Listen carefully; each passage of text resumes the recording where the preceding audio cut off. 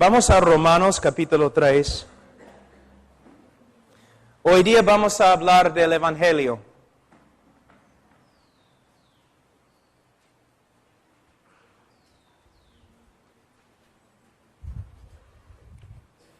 Romanos 3:23, por cuanto todos pecaron y están destituidos de la gloria de Dios. Hablamos ayer un poco acerca de este texto, ahora vamos a avanzar al versículo 24. Siendo justificados gratuitamente por su gracia mediante la redención que es en Cristo Jesús. Dios dice que Él justifica gratuitamente a los pecadores. Dios justifica al pecador. Justificación, el verbo justificar, ¿qué significa? Es muy importante. El momento que una persona cree en el Señor Jesucristo, Dios le justifica. No significa que Dios le hace justo, porque todavía el creyente peca, entonces no es perfectamente justo. Lo que significa es que cuando una persona cree en el Señor Jesucristo, Dios declara que esta persona ante Él legalmente es justo. Dios perdona todos sus pecados y declara legalmente que esta persona ante Él es justa. Nosotros usamos la palabra, en inglés es una declaración forensic. No sé si ustedes usan la misma palabra, una declaración forénsica o legal. Dios legalmente declara que este pecador es justo ante Él, perdonado y justificado, declarado justo ante Dios. ¿Cómo es que llegamos a ser justos ante Dios? Él nos dice aquí, en versículo 24, gratuitamente por su gracia. Esta es la diferencia entre el cristianismo y todas las demás religiones. Como dije hace 6 meses acá, vamos a decir que estamos entrevistando a un musulmán y le preguntamos, Señor, si usted muriera ahora mismo, ¿dónde iría? El musulmán va a decir, bueno, yo voy a ir al paraíso. ¿Por qué? Él va a decir, porque soy un hombre justo. Yo amo el Corán, yo leo el Corán, obedezco el Corán, doy limosnas a los pobres, soy un hombre justo, voy a ir al cielo. Un judío, Señor, si usted muriera ahora mismo, ¿dónde iría? Bueno, yo iría al paraíso, al cielo. ¿Por qué? Yo amo la ley de Jehová. Yo obedezco la ley de Jehová. Soy un hombre justo. El cristiano verdadero. Señor, si usted muriera ahora mismo, ¿dónde iría? Al cielo. ¿Por qué? Bueno, nací en pecado. He desobedecido todas las leyes de Jehová. Merezco la condenación. Pero Señor, tú me dices que vas a ir al cielo, pero tú me dices que mereces el infierno. ¿Cómo puede ser? Y Él dice, voy a ir al cielo, no por medio de mis propios méritos, sino por los méritos de otro, el Señor Jesucristo, que murió por mí. Gratuitamente, sin causa, Él nos justificó. Sin causa. Ahora, hay mucho más que podemos decir, pero hay algo muy importante que necesitamos estudiar esta tarde. Es la parte más importante del Evangelio, pero la mayoría de los evangelistas nunca mencionan esta parte. Nunca. Porque ellos mismos no entienden lo que sucedió en la cruz. ¿Por qué tuvo que morir Cristo? ¿Por qué? por causa de nuestro pecado, pero no hemos contestado la pregunta. ¿Por qué tuvo que morir? Vamos a Proverbios 17.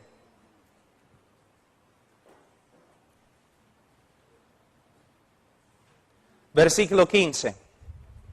Es el problema más grande en la Biblia y la razón por la cual Cristo murió.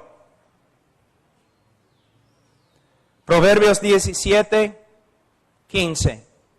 El que justifica al impío y el que condena al justo, ambos son igualmente abominación a Jehová. Primera verdad, el que justifica al impío es una abominación a Jehová.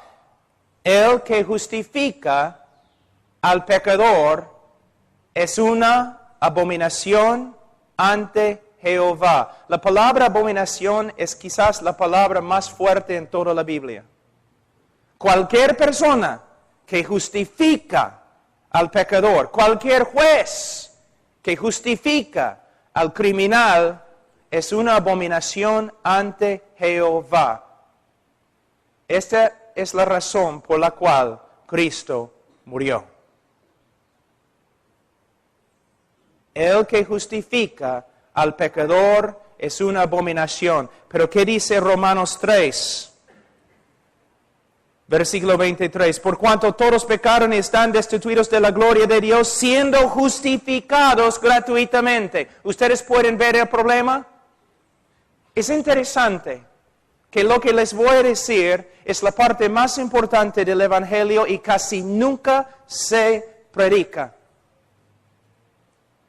El problema más grande en toda la Biblia, la razón por la cual tenemos un Evangelio, la razón por la cual Cristo murió. Si Dios es justo, Él no puede perdonar al pecador. Si Dios es justo, Él no puede justificar al impío. Si Dios es justo, no puede. Esta es la razón por la cual necesitamos estudiar los atributos de Dios. Si Dios es justo, Él no puede justificar al impío. Y la pregunta es, ¿cómo puede Dios justificar al impío sin ser una abominación? Porque cualquier hombre o juez que justifica al impío es una abominación ante Jehová. Entonces, ¿cómo puede Jehová justificar al impío? Es el problema más grande en toda la Escritura. Les voy a dar un ejemplo. Vamos a decir que un asesino ahora mismo está en tu casa. Y después de la conferencia tú regresas a la casa y el asesino está allí, ha matado a toda tu familia en sangre fría. Y está allí con la sangre en las manos. Tú le capturas y le llevas a la policía. La policía busca toda la evidencia, tienes razón, definitivamente es el asesino.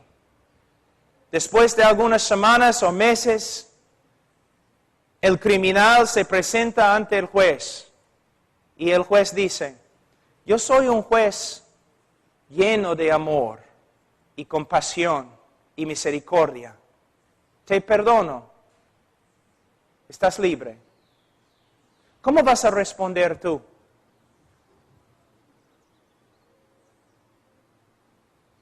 Vas a declarar no es justo. Vas a escribir los periódicos.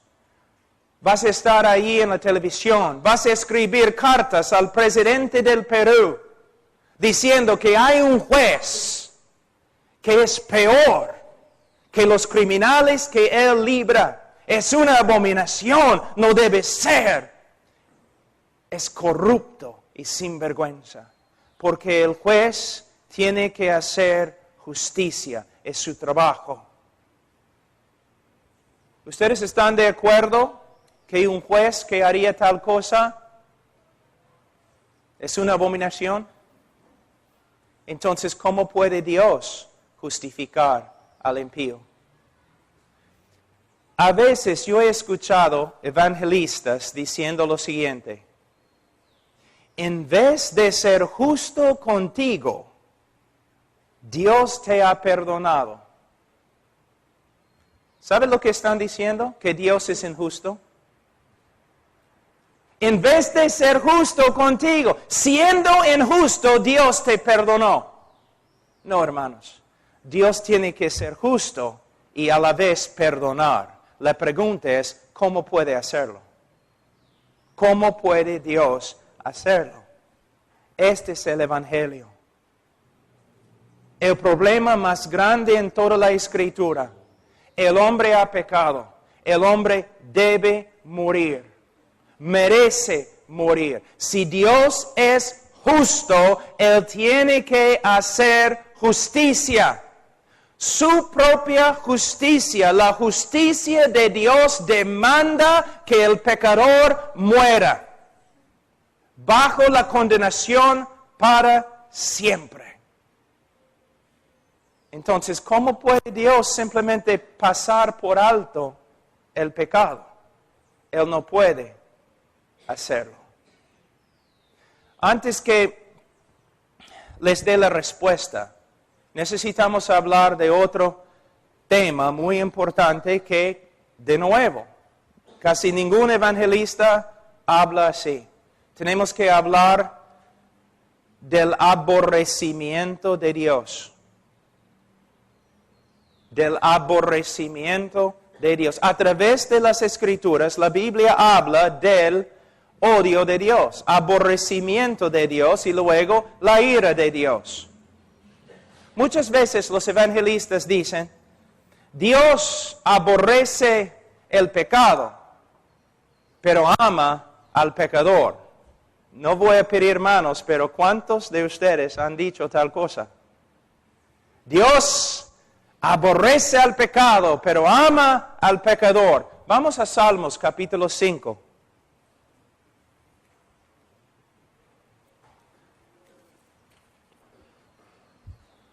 Salmos capítulo 5, versículo 5. Los insensatos no estarán delante de tus ojos. Aborreces a todos los que hacen iniquidad. ¿Dice que Dios aborrece la iniquidad? Dice que Dios aborrece a todos los que hacen iniquidad. ¿Quiénes son los que hacen iniquidad? Todos los hombres.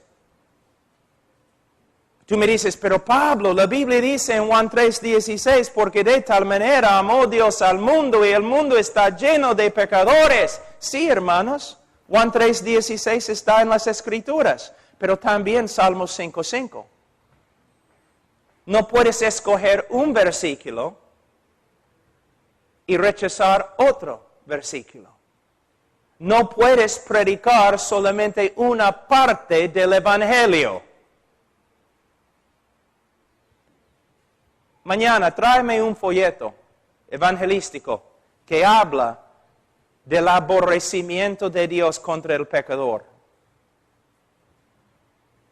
Muéstrame tus libros donde has estudiado evangelismo. ¿Hay uno de ellos que habla del aborrecimiento de Dios y ira de Dios contra el pecador?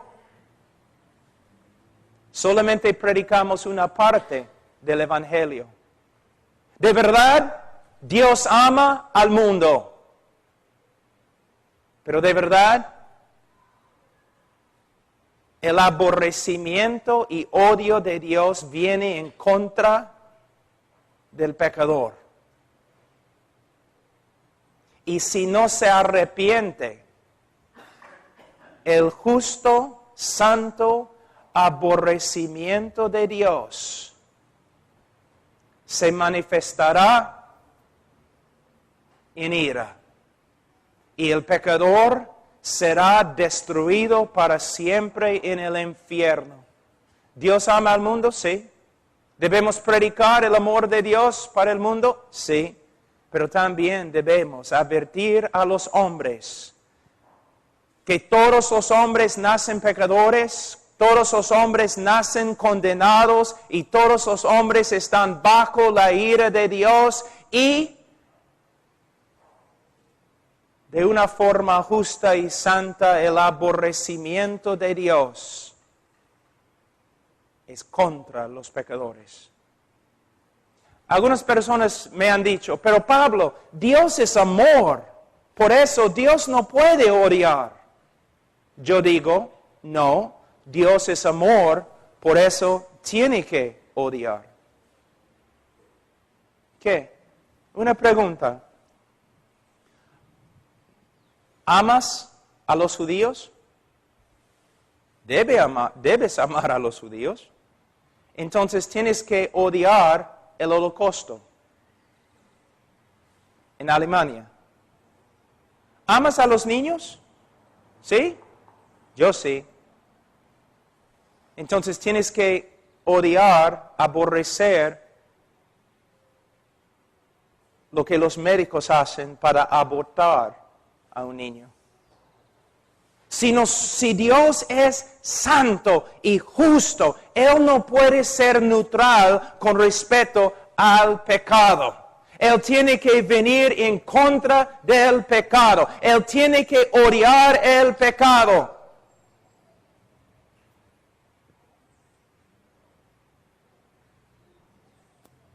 ¿Qué pasa si un hombre mata a varias personas inocentes?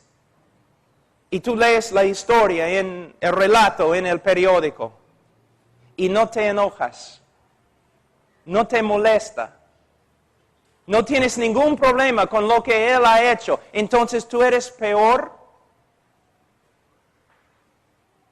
Tú eres tan malo como él. Pero Dios es santo.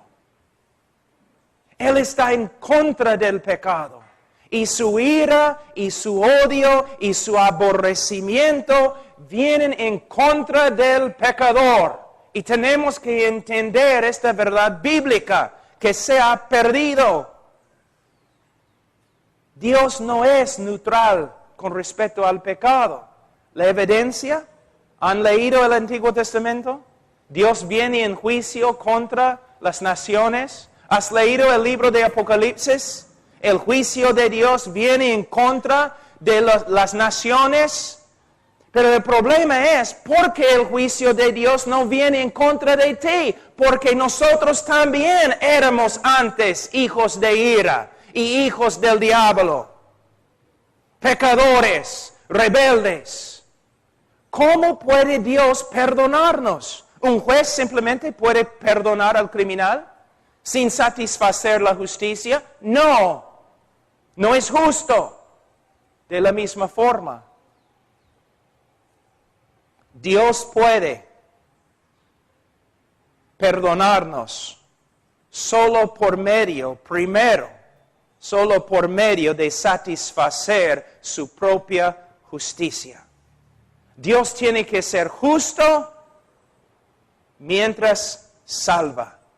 Y el amor de Dios es un amor justo. Y un evangelista que dice, en vez de ser justo contigo, Dios te ha perdonado, aunque no lo sepa, está blasfemando a Dios. Está diciendo que Dios ha sido injusto en perdonarte. Dios tiene que satisfacer su justicia. Su justicia demanda que tú mueras. Ahora, algo muy importante. Voy a tratar de explicarlo en español. Es un poco difícil, pero cuando yo digo que Dios tiene que satisfacer la justicia antes de perdonarte, no estoy diciendo que hay una regla de justicia más alta que Dios que Él tiene que satisfacer. No. Estoy diciendo que dentro de Dios, uno de los atributos de Dios es justicia. Otro atributo de Dios, amor. Dios no puede negar su justicia para perdonar al pecador. Dios tiene que satisfacer su justicia. Es un Dios perfecto, no es inconstante. Es perfecto en todos sus atributos. Entonces, para perdonarte, Él tiene que satisfacer su justicia. Su justicia demanda la muerte del pecador. Para satisfacer las demandas de la justicia, alguien tiene que morir en el lugar del pecador. Y con su muerte, Él satisface la justicia de Dios. Y solo entonces es posible que Dios perdone al pecador. Ahora, tenemos aquí en versículo 3, versículo 25. Hablando de Cristo, dice, a quien Dios puso como propiciación. Propiciación. Probablemente la palabra más importante en toda la Biblia.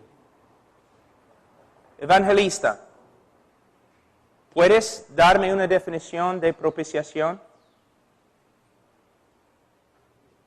Es la palabra más importante en la Biblia con respecto al evangelismo. ¿Puedes decirme lo que es propiciación? Propiciación es un sacrificio que satisface la justicia de Dios. Y por medio de este sacrificio, Dios puede ser justo y a la vez perdonar y justificar al impío. Es un sacrificio que satisface la justicia de Dios y calma la ira de Dios contra el pecador. La propiciación es Cristo, solo Cristo. Ahora, para hacer una propiciación, Cristo, el Hijo de Dios,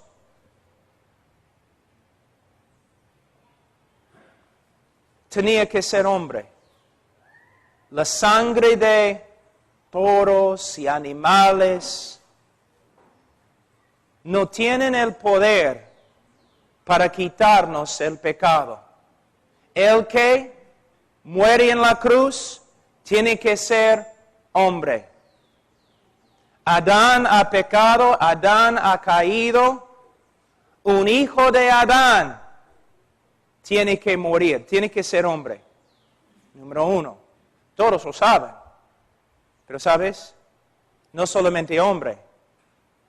Para morir por nuestros pecados también tiene que ser Dios. A veces yo escucho a los evangelistas o los cantantes cantando canciones que dicen, Dios buscó por todo el cielo, por toda la tierra, y no podía encontrar ni un ángel, ni un hombre que podría morir por nuestros pecados. Bueno, es cierto, pero hermanos, si hubiera un hombre perfecto, él todavía no podría morir por nuestros pecados.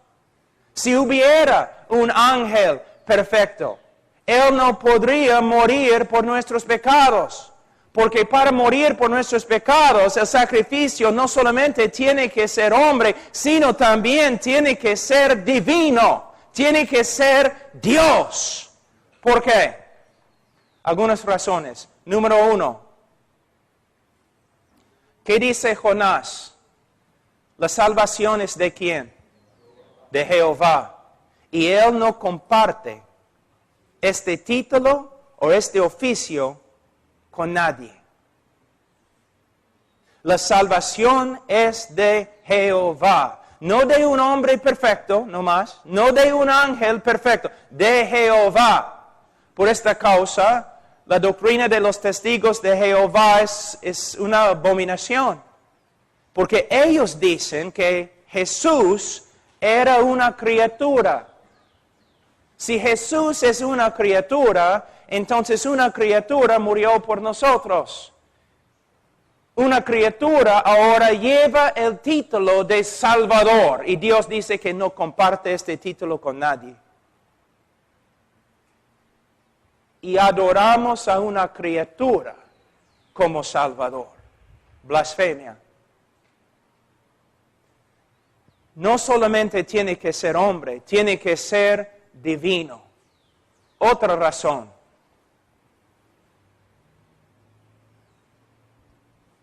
El que muere tiene que dar su vida. ¿Te das cuenta? Tiene que dar su vida. Tengo una pregunta. ¿Quién tiene vida? ¿Tú tienes vida? No, tú tienes vida prestada. ¿De dónde viene tu vida? De Dios. ¿Un ángel tiene vida? No, tiene vida prestada. ¿De dónde viene su vida? De Dios. Solo Dios tiene vida. Cristo dijo, yo tengo autoridad de hacer ¿qué? Él tenía autoridad de dar su vida y tomar su vida de nuevo. Era su vida. Él tenía vida en sí misma. Vamos a decir que yo pido prestado el carro de hermano Zacarías. Y estoy ahí en el carro, ¿no? Paseando ahí por la calle. Y tú me dices, tú te acercas a mí y dices, oye Pablo, yo necesito un carro. Ya. Lleva este carro, yo te lo regalo. No te he dado mi carro. Te he dado el carro de otro.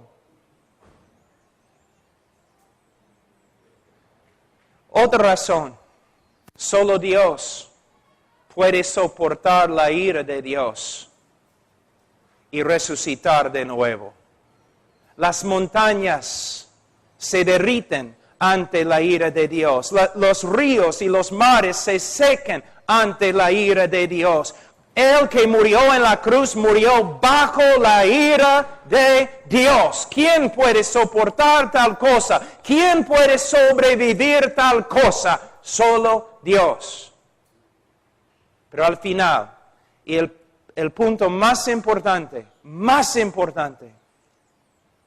una vez cuando yo estaba predicando en una universidad en los Estados Unidos, un estudiante se paró ahí en el auditorio y dijo, tengo una pregunta para ti.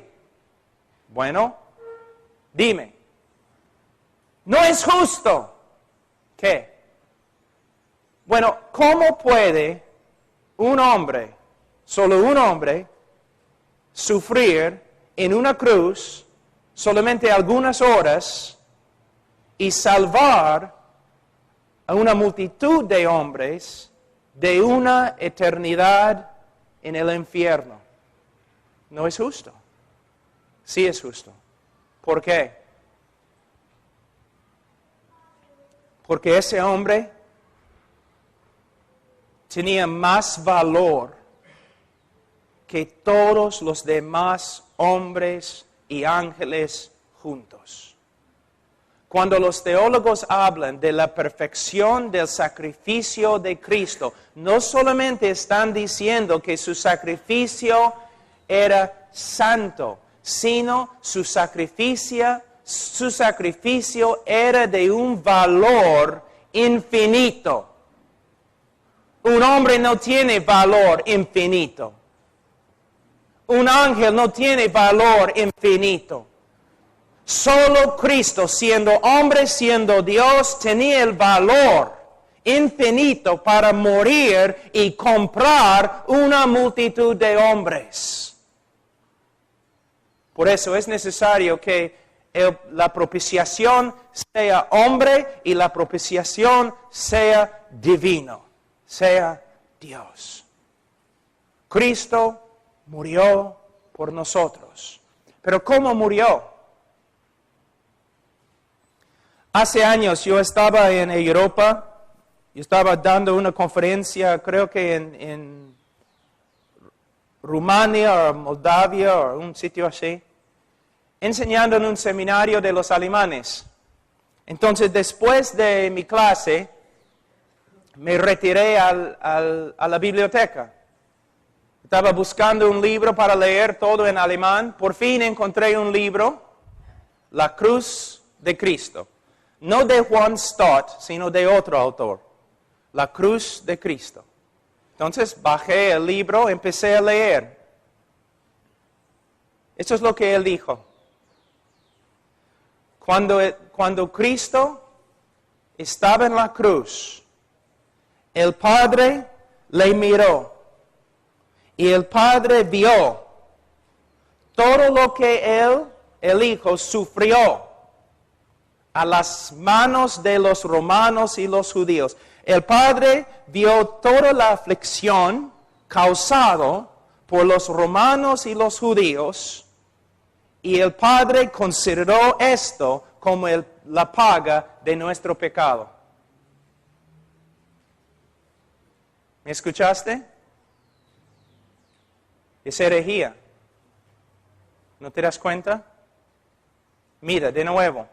Cuando Cristo estaba en la cruz, el Padre miró a su Hijo y Él vio toda su angustia y toda la aflicción de Cristo causado por los romanos y los judíos, los clavos y la lanza y corona de espina y todo lo demás, y Él consideró este sufrimiento como paga de nuestro pecado. Tú dices, sí, herejía. Herejía. Solamente vamos a pensarlo un ratito. Algunos de ustedes están pensando, caramba, herejía.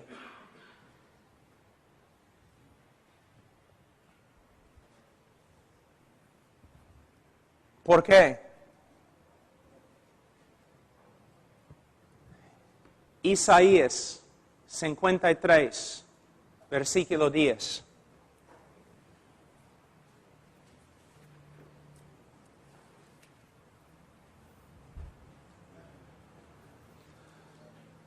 Con todo eso, Jehová quiso quebrantarlo, sujetándole a padecimiento. De nuevo, Jehová quiso quebrantarlo. Todos los hombres son pecadores. Todo el pueblo de Dios, pecadores. Ahora, ¿qué hemos dicho hasta ahora? Para perdonar, Dios tiene que ser justo. Él no puede negar su justicia y simplemente perdonar. Él tiene que ser justo y tiene que perdonar. Su justicia demanda la muerte del culpable bajo la ira de Dios. Para pagar por nuestros pecados, Cristo tuvo que morir bajo la ira de su propio Padre. Su Padre lo quebrantó en la cruz. Ahora, en el libro de Mateo, nosotros entendemos en capítulo 27 que Cristo clamó de la cruz, ¿no? ¿Qué clamó? Padre mío, ¿por qué me has abandonado? Yo escucho a veces los evangelistas diciendo, el Padre no podía mirar a los sufrimientos de su Hijo. Él tuvo que mirar por otro lado, porque no podía soportar los sufrimientos de su Hijo. Herejía. Herejía. No es lo que Cristo dice. Cristo dice que su Padre le abandonó. La palabra también se traduce desamparó. ¿Por qué? Dios es santo y no puede mirar al pecador. Y en la cruz, el Santísimo Hijo de Dios llevó el pecado de su pueblo. Y Él llegó a ser pecado. Y el Padre, siendo santo no más, podía mirar a su propio Hijo. Vamos a Salmos 22.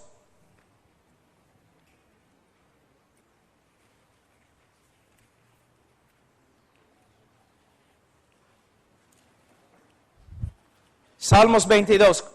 En el tiempo de Jesús, la Biblia hebrea no tenía capítulos y versículos. Entonces, cuando un rabino quería enseñar a sus estudiantes de las Escrituras, él citaba el primer versículo del Salmo que él había escogido. Y todos los discípulos sabían, él citó el primer versículo de Salmos 63 o 44. Entonces, cuando Jesús, el gran maestro, el rabino, gritó de la cruz, Padre mío, Dios mío, ¿por qué me has desamparado? Todos los fariseos se asustaron, empezaron a temblar, porque ellos sabían que Jesús estaba diciéndoles, miren, Salmos 22. Si ustedes quieren saber lo que está pasando aquí, miren, Salmos 22. ¿Qué dice? Versículo 1. Dios mío, ¿por qué me has desamparado? ¿Por qué estás tan lejos de mi salvación y de las palabras de mi clamor? Dios mío, clamo de día y no respondes, y de noche y no hay para mí reposo. Podemos ver su angustia. Ahora en versículo 4 vemos su argumento. En ti esperaron nuestros padres, esperaron y tú los libraste. Clamaron a ti y fueron librados. Confiaron en ti y no fueron avergonzados. Padre, en toda la historia del pueblo de Israel, siempre, cuando uno clamaba a ti, tú respondías con salvación. Pero yo, tu hijo, estoy aquí clavado a una cruz y clamo a ti y no respondes. ¿Por qué? La respuesta, versículo 3. Pero tú eres santo, versículo 6. Mas yo soy gusano y no hombre, oprobio de los hombres y despreciado del pueblo. El Santísimo Hijo de Dios llevó nuestro pecado. Y su Padre, siendo santo, lo desamparó. Vamos a los folletitos que usamos en el día de hoy, ¿no? Dios está acá, el hombre está acá, hay un abismo entre los dos. Por causa del pecado, hay una separación tremenda. Dios es santo, el hombre pecador. Bueno, ¿cómo vamos a cerrar la separación? ¿Cómo vamos a unir los dos?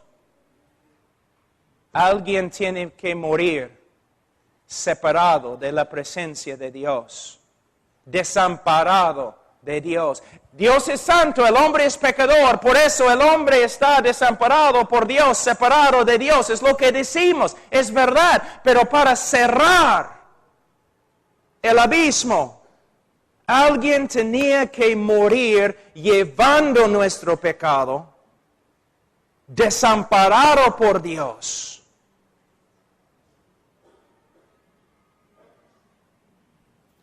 ¿Qué dice Hebreos?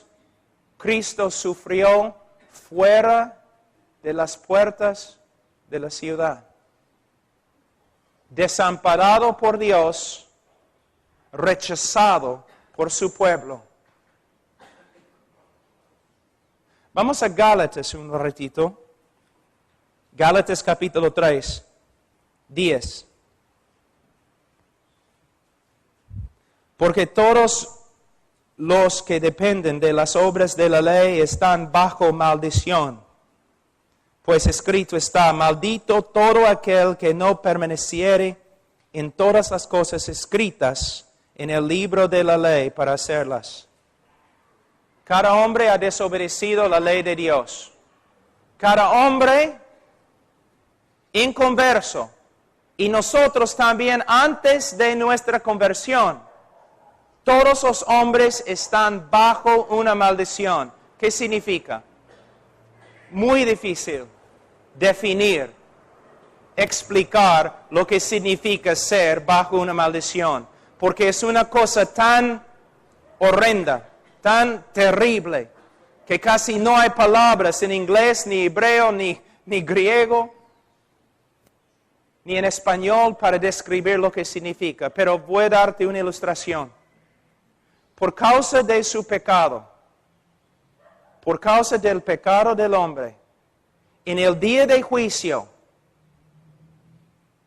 el hombre inconverso, en su pecado todavía, la última cosa que él va a escuchar cuando toma su primer paso al infierno, cuando entra en el infierno, la última cosa que él va a escuchar es toda la creación parada en pie, aplaudiendo a Dios, porque Dios le ha condenado y le ha mandado al infierno. ¿Me entienden, hermanos? ¿Me entienden? ¿Mi español ya se entiende? Así el hombre es tan horrible. Es lo que significa estar bajo una maldición de Dios. Que todo el cielo, cuando el pecador se lanza al infierno, toda la creación aplaude a Dios por causa de su justicia. Es lo que significa estar bajo una maldición. No hay nada peor. Ahora, versículo 13. Cristo nos redimió de la maldición de la ley, ¿cómo? Hecho por nosotros maldición. No entiendes este versículo, yo tampoco, porque si nosotros entendiéramos este versículo, estaríamos llorando en ese momento. Cristo nos redimió de la maldición de la ley. ¿Cómo? Por medio de llegar a ser una maldición ante su propio Padre. Todo el pecado que te debe condenar bajo la ira de Dios para toda la eternidad, Cristo llevó en la cruz. Y su Padre lo miró y lo desamparó. Él tenía que morir, pero él tenía que morir fuera de la presencia favorable de Dios, cortado de Dios, abandonado, desamparado, a solas con nuestro pecado en nuestro lugar. Pero ¿qué más? En los evangelios entendemos que Cristo antes de la cruz estaba en un huerto, Getsemaní. Y allí en el huerto lloró, Padre, esta copa que pase 3 veces, con tanta angustia que estaba sudando gotas de sangre. Una pregunta, ¿qué es la copa? De nuevo, a veces escucho a los predicadores y los evangelistas diciendo, bueno, la copa era la cruz, ¿no? Los clavos y el látigo y la corona y la persecución de los hombres. No.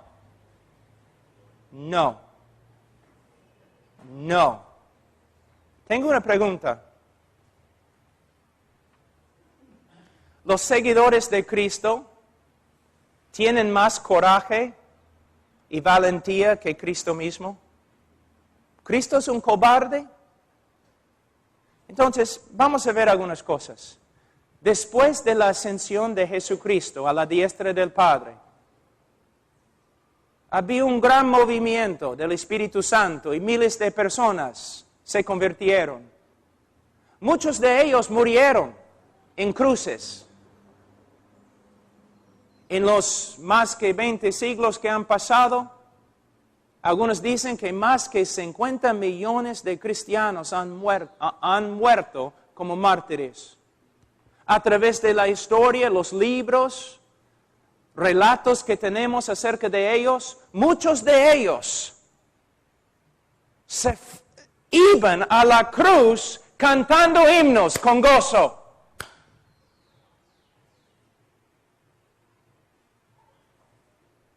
No solamente crucificados, sino crucificados al revés y cubiertos de brea, prendida con fuego. Y mientras estaban muriendo así, cantaban himnos.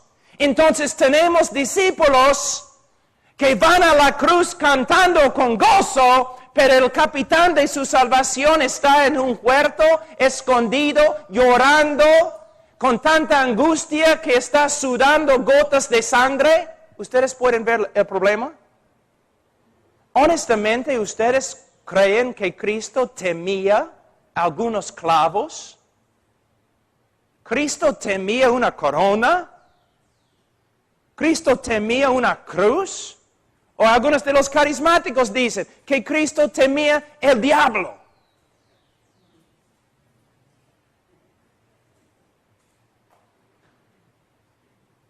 Yo te digo lo que causó la angustia, la copa.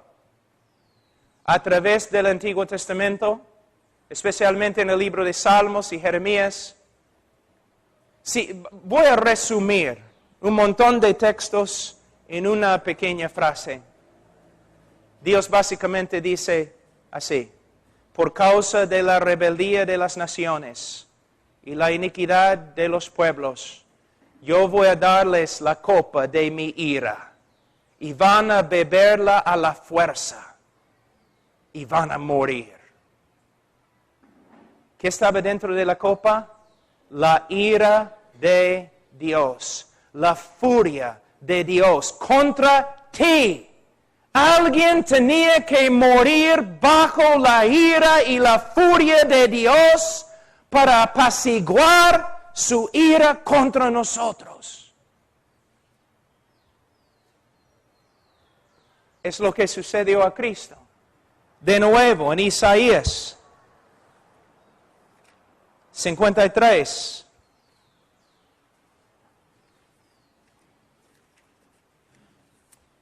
Con todo eso, Jehová quiso quebrantarlo.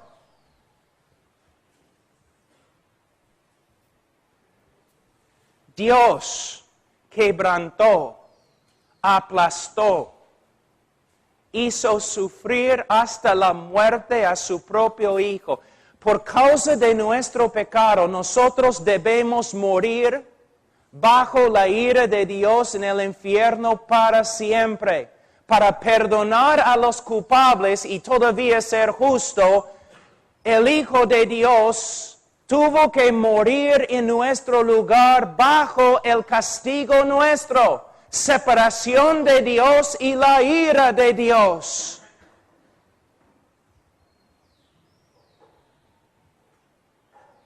Dios quebrantó a su Hijo.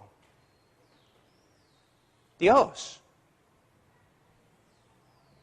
Para darte una ilustración del Antiguo Testamento, Dios dice a Dios dice a Abraham, Abraham, toma tu propio hijo, Isaac, y llévalo a la montaña. Ofrécelo allí como un sacrificio. Tu único hijo, Abraham, sacrifícalo. Abraham obedece. Su hijo está allí en el altar. Abraham con el cuchillo, así. Y su voluntad, cuando su voluntad se rinde a la voluntad de Dios, Dios lo para. Y tú dices, no, qué lindo fin de la historia. No es el fin de la historia, es la intermisión. Es la parte entre dos películas. Intermedio. No es el fin, es el intermedio. Años y años y años después, cuando el tiempo fue cumplido, Dios mismo puso su propio Hijo en un altar y tomó el cuchillo y mató a su propio Hijo. Alguien tenía que morir bajo la ira de Dios, separado de la presencia favorable de Dios. Ahora, hermanos, algunos de ustedes han escuchado cosas que nunca habían escuchado. Pero todos nosotros decimos, ay, predicamos el Evangelio. No predicamos el Evangelio. Predicamos 4 leyes espirituales y 5 cosas Dios quiere que sepas. Y pasamos a la gente por algunas etapas y si ellos dicen sí en cada etapa, al final como el Papa, nosotros los pronunciamos salvos. ¿Me entienden, hermanos?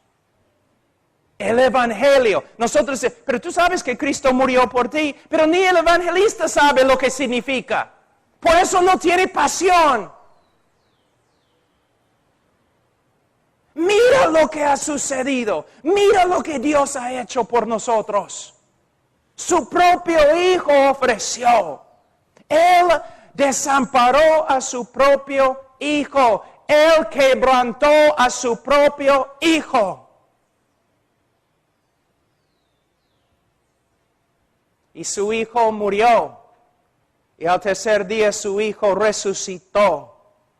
Su resurrección es muy importante, solamente un texto, Romanos capítulo 4, versículo 25, el cual fue entregado por nuestras transgresiones y resucitado para nuestra justificación. La preposición acá sería mejor traducida, el cual fue entregado por nuestras transgresiones y resucitado por causa de nuestra justificación. Y lo que significa es lo siguiente: cuando Dios resucitó a su propio Hijo de la muerte, Él estaba dando una señal pública que su sacrificio fue suficiente para pagar por todos los pecados de su pueblo. Y ahora podemos ser justificados porque Cristo y su obra son perfectas. Es la declaración de Dios que sí, su muerte, su sufrimiento fue suficiente. Y Cristo resucitó y ascendió a la diestra de su Padre. Él es Rey de reyes, Señor de señores y el único Salvador. Y ahora, la invitación no es, ahora, si quieres una vida mejor, ¿no te gustaría repetir esta oración y pedir a Cristo que entre en tu corazón? Pueden ver cuán horrible está la invitación. No, la invitación bíblica es para la gloria de su Hijo, para el beneplácito de su Hijo, para el gozo, el honor de su Hijo. Dios demanda que todos los hombres se arrepientan y crean en el Evangelio. No importa lo que te cueste. Yo creo que los predicadores en el día de hoy de verdad creen que Cristo y su muerte no tienen mucho valor. Porque ellos dicen, mira, Cristo murió por ti. Si vienes a Él, Él va a arreglar tu vida. Debes venir a Él si no arregla tu vida. Debes venir a Cristo porque Él va a ayudarte económicamente. Debes venir a Cristo aunque mueras en pobreza, porque Él es digno. Debes venir a Cristo porque Él va a arreglar tu matrimonio. Tu matrimonio no es tan importante como Cristo. Debes venir a Cristo para la gloria de Cristo. Porque Cristo es merecedor de toda tu fe, toda tu obediencia. Tú debes creer en Cristo aunque te mande al infierno.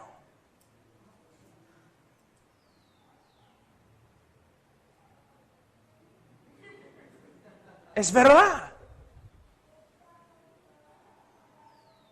Tú vienes a Cristo porque vas a recibir algo.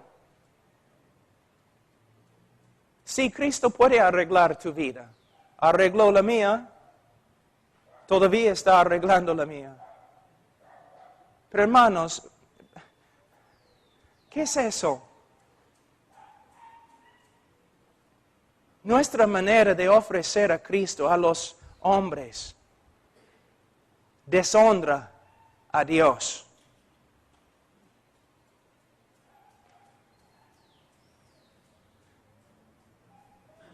La invitación, solamente para darles un ejemplo, una invitación es así. Ahora he predicado el Evangelio de Dios y Dios te manda que te arrepientes y que crees en el Evangelio. Los que se arrepienten y creen en el Evangelio serán salvos. Los que no se arrepienten y no creen serán condenados. Debes venir a Cristo. Debes clamar a Cristo. Cristo, sálvame, pero con un corazón arrepentido. Tengo una pregunta para ti. En este momento, pecador, ¿tú puedes ver tu pecado? Antes de entrar en esta casa de Dios esta noche, tú amaste tu pecado. Ahora aborreces el pecado que antes amaste. Dios ha hecho una obra en tu corazón. Ahora puedes ver tu pecado. Puedes ver cuán sucio que es. Deseas ser limpio, deseas ser santo, deseas ser hijo de Dios, deseas honrar a Cristo. Cristo para ti ahora es precioso, entonces clama a Cristo, con fe te salvará. Pero la evidencia de que te ha salvado será que tu vida va a cambiar y va a continuar cambiando hasta el fin. Pero si tú recibes a Cristo esta noche y tú sales de este lugar y tu vida no cambia, no recibiste nada esta noche. Porque si alguno está en Cristo, nueva criatura es. Hermanos, terminando, estas campañas que tenemos, ¿no? Es una broma. ¿Debemos tener campañas? Sí, pero campañas bíblicas. Las campañas son una broma. Las evangelistas, 400 personas recibieron a Cristo. Ninguno de ellos llega a la iglesia domingo. Es como un circo. Pasa adelante, escribe tu nombre, 5 minutos de consejo, de consejería. Ya estás, pero ahora cristiano, gloria a Dios. Te veo en el cielo porque seguro no te voy a ver en la iglesia. El problema aquí en Perú, en los Estados Unidos, no son los políticos y las autoridades corruptas. El problema en Perú y el problema en los Estados Unidos son los predicadores, que predican un evangelio no bíblico y dan una invitación no bíblica, y como el Papa, ellos están dando seguridad a los incrédulos. Todos los católicos se creen salvos porque una vez fueron bautizados. Y todos los evangélicos se creen salvos porque una vez repitieron una oración. Piénsenlo.